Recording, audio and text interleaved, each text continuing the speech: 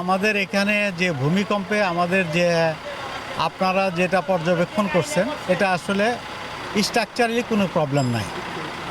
কারণ আপনারা জানেন যে প্রত্যেকটা ব্রিজ কিন্তু মনোরথিক না, মানে একটা রিজিড পেভমেন্ট না, এটা সাব স্ট্রাকচার সুপার স্ট্রাকচার দুইটাই সেপারেট বাই বেয়ারিং প্যাড। আমাদের এখানে আমরা ইলাস্টোমেটিক বেয়ারিং প্যাড ইউজ করছি। ইলাস্টোমেটিক বেয়ারিং প্যাডের ফাংশনটাই হতেছে এটা এক্সটার্নাল কোনো লোড আসলে পর বাহির থেকে যদি কোনো প্রকার লোড আসে সেই লোডটাকে সে অ্যাকুমুলেট করবে। আর যখন দেখা যাবে যে তার বিয়ং দেয়ার ক্যাপাসিটি, যখন বেয়ারিং ক্যাপাসিটির গ্রহণ করার ক্ষমতা না থাকবে তখন সে এই লোডটা পেয়ার কলাম উইথ হতেছে আশেপাশে আমরা ট্রান্সফার করি, আর আশেপাশে এটা ট্রান্সফার হবে। এই জন্য এখানে যে জিনিসটা হয়েছে আমাদের বেয়ারিং প্যাডের মধ্যে কোনো সমস্যা হয় নাই, bearing pad properly functioning. Due to that এটা যখন বাহির থেকে যখন ভূমিকম্প বা এক্সটার্নাল লোড আসলে পরে বেয়ারিং প্লেটের ফাংশনটাই হইতেছে এটা জাস্ট স্লাইড করা, আবার যখন লোডটা যখন চলে যাবে তখন আবার নিজের পজিশনে চলে আসা।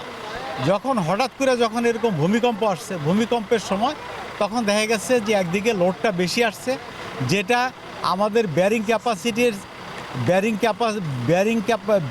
প্যাডের যে ক্যাপাসিটি সেটার থেকে একটু বেশি হয়েছে। বেশি হওয়ার কারণে এই সিসমিক ব্লকের মধ্যে যে বাড়ি খাইছে। আর সিসমিক ব্লকের ফাংশন এইটা যাতে মেজর কোনো ইফেক্ট যাতে ব্রিজের মধ্যে না আসে, বাইরে থেকে যত বড়ই বাধা আসুক, বাধা আসলে পরে প্রথমে বেয়ারিং প্যাডে অ্যাকুমুলেট করবে, আর যাতে বড় ধরনের দুর্ঘটনা না ঘটে এই জন্য সিসমিক ব্লক এটাকে বাধা দিবে। এখানে আমরা বরং এটাই আমরা দেশবাসীকে বা আপনাদেরকে আমরা জানাইতে চাচ্ছি যে আমরা যে বেয়ারিং প্যাডটা ইউজ করছি সেই বেয়ারিং প্লেটটা প্রপার ফাংশনিং হয়েছে। প্রপার ফাংশনিংয়ের কারণে এই যে 2-4টা জায়গায় যে ত্রুটি বিচ্যুতি, দ্যাট মিনস হইল সিসমিক ব্লকের কানিকোনা ভেঙে গেছে, এটা কোনো প্রবলেম নাই। এতে করে আমরা প্রমাণ করছি যে আমাদের বেয়ারিং প্লেটটা প্রপার ফাংশনিং।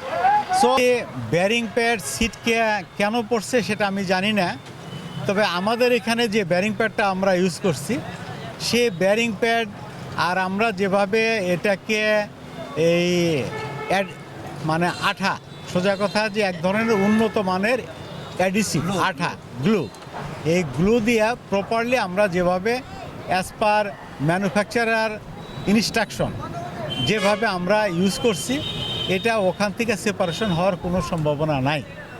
তারপরেও যেহেতু একটা দুর্ঘটনা ঘটছে, এটা আমাদের পিডি মহোদয় বলছে যে এখানে তো আমাদের রাস্তা আছে কিন্তু আমাদের লো ল্যান্ডে তো রাস্তাও নাই, যেটা এটা কন্টিনিউয়াসলি মনিটর করার ব্যবস্থা নাই। এই জন্য আমরা সাইড দিয়ে রাস্তাও করে দিচ্ছি। রাস্তাও যদিও প্রজেক্টের অন্তর্ভুক্ত ছিল না, তারপর আমরা একটা টেম্পোরারি রাস্তা করব, হ্যারিংবনের রাস্তা, যাতে আমরা কন্টিনিউয়াস এটা মনিটর করতে পারি কখনো এটা কোনো কিছু হয় কিনা। যেহেতু এই যে আপনারা দেখছেন আমরা প্রতিনিয়ত দেখতেছি ভূমিকম্প প্রবণ দেশে পরিণত হচ্ছে, এই জন্য এটা আমরা কন্টিনিউয়াস মনিটরিংয়ের মধ্যে রাখবো।